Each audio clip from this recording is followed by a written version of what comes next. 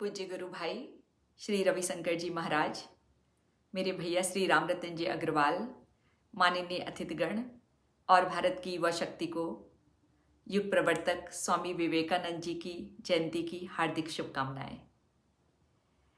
स्वामी विवेकानंद जी को कौन नहीं जानता है।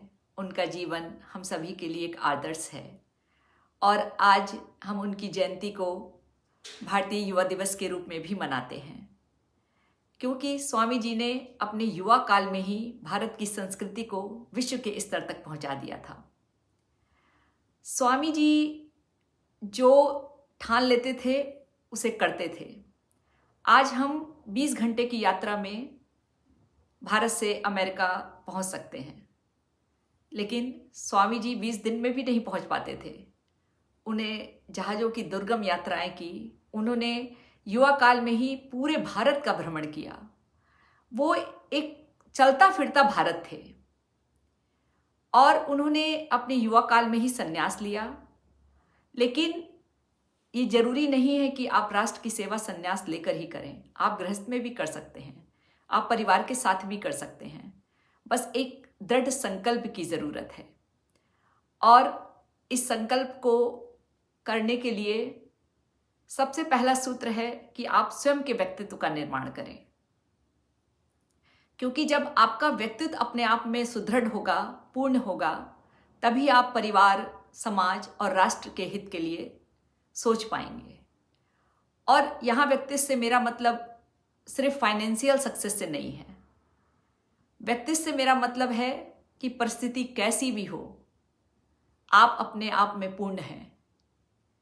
आपका कोई भी आपकी खुशियां आपकी परिस्थिति पर निर्भर नहीं है कि आज संबंध के लायक हो रहा है तो आप खुश हैं और कल थोड़ा बिगड़ गया तो आपको स्ट्रेस हो गया, आपको डिप्रेशन हो गया।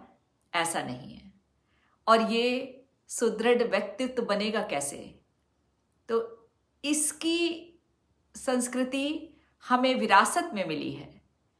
हमें हमारी भारतीय संस्कृति जो हमें मिली है, उसका आध्यात्म, उसका आयुर्वेद और उसका योगा, अगर हम इन तीनों चीज़ों को आज की आधुनिक शैली से मिला दें तो क्या कमाल हो सकता है।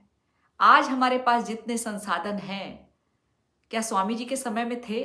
उस समय तो भारत एक गुलाम देश था, फिर उन्होंने इतना कुछ कर दिखाया। तो आज का युवा तो क्या नहीं कर सकता है, क्योंकि आज तो हमें हर तरह की हमारे पास साधन हैं। तो अपने व्यक्तित्व का निर्माण करने के लिए कुछ छोटी बातें जरूर अपने जीवन में उतारिए। जैसे कि आप अपने आप को आधा घंटा दीजिए, अपना निरीक्षण स्वयं से कीजिए। आपके अंदर क्या अच्छाइयाँ हैं, क्या कमियाँ हैं, और फिर उस पर काम कीजिए।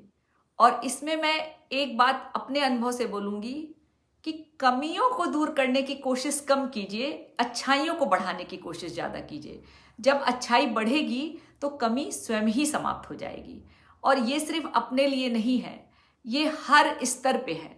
आप बुराई को दूर करने की कोशिश करने के बजाय आप अच्छाई को बढ़ाते चले जाओ, बुराई स्वतः किनारे लग जाएगी।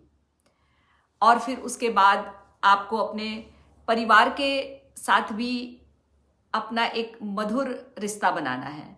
अक्सर होता है कि हम बाहर समाज के साथ बहुत अच्छे से जुड़ते हैं, लेकिन अपने ही माँ बाप, भाई बहन, या अगर आप गृहस्थ में हैं तो पत्नी बच्चों, उनको हम ग्रांटेड ले लेते हैं। तो ऐसा नहीं होना चाहिए। ये आपके व्यक्तित्व का बहुत बड़ा हिस्सा है कि आप अपने परिवार के साथ अपना संबंध कैसे रखते हैं। और फिर अगर आपने खुद को मजबूत बना लिया और परिवार के साथ आप जुड़े हुए हैं, तो फिर आप समाज और राष्ट्र के लिए बहुत कुछ कर सकते हैं। और मैं स्वामी जी का एक छोटा सा किस्सा, कि जब वो यूरोप में एक बार वो बच्चों के स्कूल में गए तो उन्होंने वहाँ देखा कि वहाँ के बच्चों के पास कितनी सुव्यवस्था है, कितने साधन हैं। तो उनको अपने भारत के भूखे नंगे किसानों के बच्चे याद आ गए और वो वहीं फूट फूट कर रोने लगे। उनको लगा कि हमारे ये बच्चे तो वहाँ शिक्षा के अंधकार में जी रहे हैं।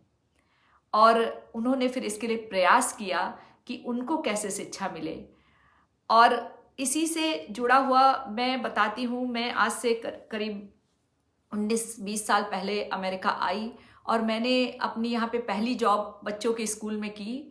तो मैं एज ए टीचर वहाँ पे जब लंच टाइम होता है तो वो बच्चों के पेरेंट्स उनको बड़े बड़े टिफ़िन बॉक्स में खूब सारा खाना देते हैं और वो हर बच्चे के आगे रख दिया जाता है और बच्चे चाहे एकदम 2-4 बाइट खाएं, उसके बाद वो सारा उठा के फेंक दिया जाता है, उसको वापस पैक करके नहीं भेजा जाता है।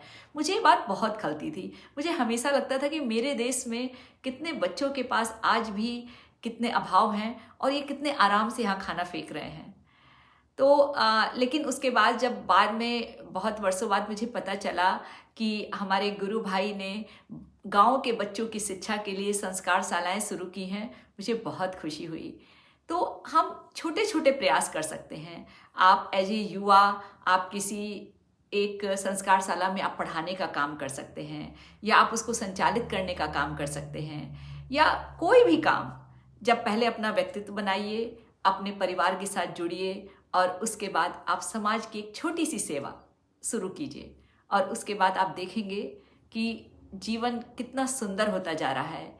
क्योंकि सिर्फ अपने लिए नहीं जीना है। स्वामी जी के जीवन से हमें यही शिक्षा मिलती है कि अपने साथ साथ हमें इस प्रकृति के लिए, इस दुनिया के लिए, इस विश्व के लिए जीना है और उस ऊपर से हमें जो हमारी संस्कृति एक धरोहर के रूप में हमें मिली है, जो कि पूरे विश्व में किसी के पास नहीं है। हमारा योग, इसकी शक्ति, इसकी ताकत पूरी दुनिया हमसे सीख रही है। तो बस इन्हीं शब्दों के साथ मैं विराम देती हूँ कि हमें अपनी भारतीय संस्कृति की विरासत को आगे बढ़ाना है, अपने को सुदृढ़ बनाकर अपने राष्ट्र को और आगे ले जाना है। धन्यवाद।